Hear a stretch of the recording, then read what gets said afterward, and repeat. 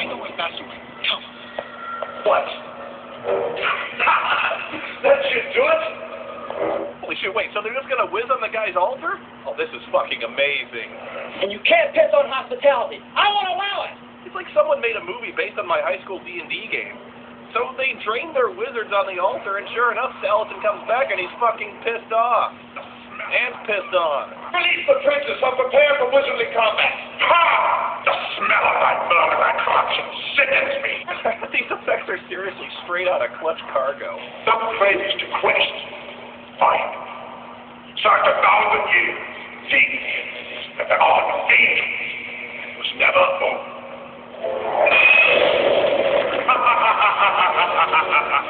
Why did he not destroy us if he could? Come back and fight, you coward! Oh yeah, you clearly had him right where you wanted him. I'm sure you just let that hex vision knock you right on your ass to lull him into a false sense of security. They spend the next few minutes trying to figure out Salatin's riddle, which I couldn't even hear after playing it back a dozen times because of the fucking electrical sound effects and the echo pedal. Search 1,000 years. Seek. That the art of angels was never over. What is he saying? Finally, Michael decides to summon their master for help. What is it? Merlin? This dude looks like a garden gnome. Where you are bound is far and strange. Now, do battle with Salatin.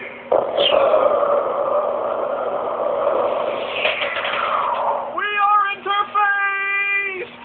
Okay, I'm sorry. I really shouldn't bash this one. It is, after all, probably the best effect in the entire movie.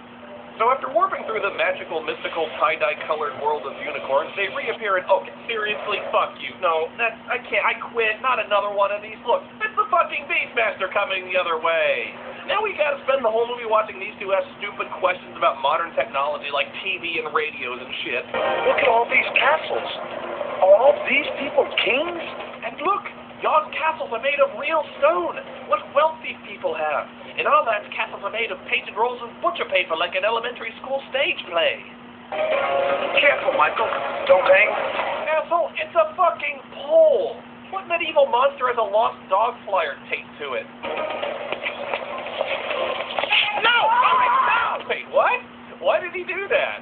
He was totally about to murder that poor guy with a sword. What did he do? Is this a black thing? Like, he mistakes them for a Moor and he thinks they're still fighting the Crusades? I don't think so, because there's other black people on the street. He clearly turns around and sees them. Hang on, I think he says something just before he bumps into the guy, and the music's covering it up. Yeah, I'll boost the sound. You're in my way, sir. No! Oh, I get it now. Fucking kill that guy! They wander around for a while and find a community theater production of The Princess and the Pea, which somehow has lower production values than this movie. Yeah, just think about that for a second, and decide that because the poster outside has the word princess on it, that the princess must be inside. Yeah, they're that clueless. Even when they're inside, they completely fail to understand this is a play, even though there's an audience watching them, and the actors are singing to piano accompaniment. So our heroes decide to hide around back to cut off the actor's escape, where they proceed to grab the poor girl and rip at her shirt, hoping to expose her breasts. What are you doing? You're not supposed to do this. We beat my friends. But it's not what makes it special. Oh, that's good. Yeah, that line never really worked for me either. The rest of the actors naturally have a problem with our heroes clearly attempting to rape a woman in an alley, so Michael casts a spell to freeze time to cover their escape. Oh, sorry, I accidentally bumped one of the actors there. Should we do another take? No? We got it? Okay. They run away from those guys only to run right to another gang that wants to kick their asses as well. And these guys have weapons. You're on the wrong turf. And we're going to whip you, dumbass, so you won't forget again. Oh, look, do not destroy them. We must prevail without shedding their blood. Yeah, have you noticed this guy has a machete? Has two machetes? Ulrich just starts swinging away with his sword, leaving Michael to get pummeled with a baseball bat. Damn, if only we wizards knew a spell that could freeze a large group of attackers while we escape. I mean, they do cast magic spells, but not the one that allows them to escape the exact same situation as before. You'd think the gang members would find this all a little unusual. I mean, the wizards are clearly teleporting around and summoning whatever the fuck those are. I think I'd be running, especially after the spaz lasers. The wizards start to lose the battle, so they start chanting a spell that'll help them escape, but they can't remember how it ends. I hope we live long enough to get old. That's not it. I forgot it. God. Luckily, a random guy watching the fight in the alley from his bedroom recognizes the magic verse they're chanting, just so happens to have a book of magic spells laying around, and he shouts the last words of the spell down to them. It's gonna take more than a Take us where it's cool and green. Take us where it's cool and green. Let us by evil be unseen. Yep, this guy in modern day has a book with the exact spell they were thinking of. You decide, bad writing or... yeah, it's bad writing. We learn something to teach. Give us something we must see. There's something worse. Finally, yes. Finally, my player's handbook is good for something. Then the boys appear in his bedroom and immediately start ripping his girlfriend's clothes off.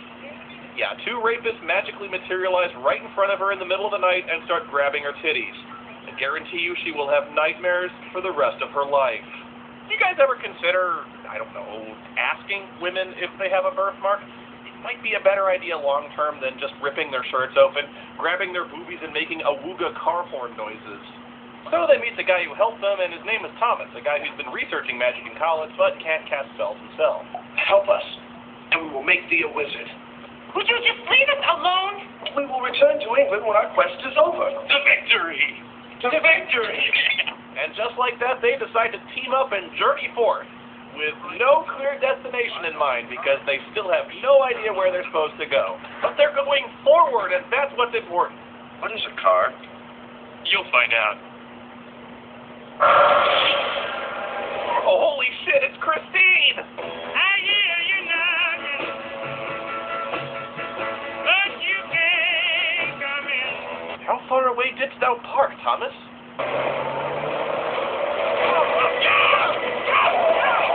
Damn, if only we knew a magic spell that could teleport us all to a place of safety. Eventually they escape Christine and, I'm not kidding, trace the car's license plate number. Yeah, I got the license number. Seriously, this actually happened. I thought this was supposed to be a joke line to close out the scene, but then he actually goes and does it, which leads right to the place where Salatin's keeping the princess. Why would he animate that one car that could lead back to his hiding place in a city full of about 8 million cars? And why is that car parked there to begin with? It makes no sense. They go inside the haunted house and see the princess sleeping and Salatin just standing there, so they guess they're both locked in some kind of temporal stasis spell. Ulrich goes to work on the princess while Michael draws silly faces on him. Hey, draw a handlebar mustache! Wouldn't it be funny if Salatin was just messing with him and he's completely awake this entire time? Boo! Ha ha ha ha! I totally got you.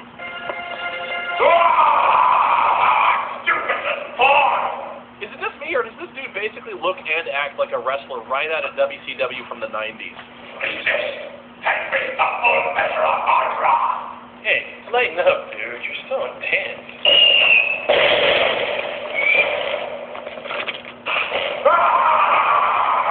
Hulk Hogan! Ulrich Bradland, run! Ulrich Bradland, run! Oh, good for you. And how was it? Okay, so the guy just face down with the Dark Lord of Magic, and now he's petrified of riding in a car. Thomas, what is a radio? Well, it's right here.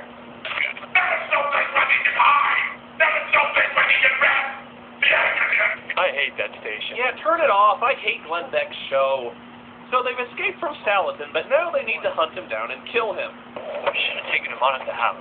Which raises the very good question of why they bothered running away from him in the first place when they could have just cut his fucking throat when he was sleeping. But now they have to find him again, and of course, they've forgotten the ancient prophecy that tells them where the confrontation will take place. So, I'm not kidding, they go to the library so they can read what happens next in the plot, where they also meet their most stubborn and dangerous enemy yet, the librarian. You are not a registered researcher. Okay, so, how do I become a registered researcher? Register. The Lords of Magic, the quest for a library card. Oh, look at this. Oh, this is going to take all day. Oh, of course, yeah. Good thing he prepared a spell of greater application completion. Hey, I fully believe such a spell would really exist. I mean, good luck getting into Hogwarts without one. The tagline for this fucking movie should have been, "It's magic. We don't have to explain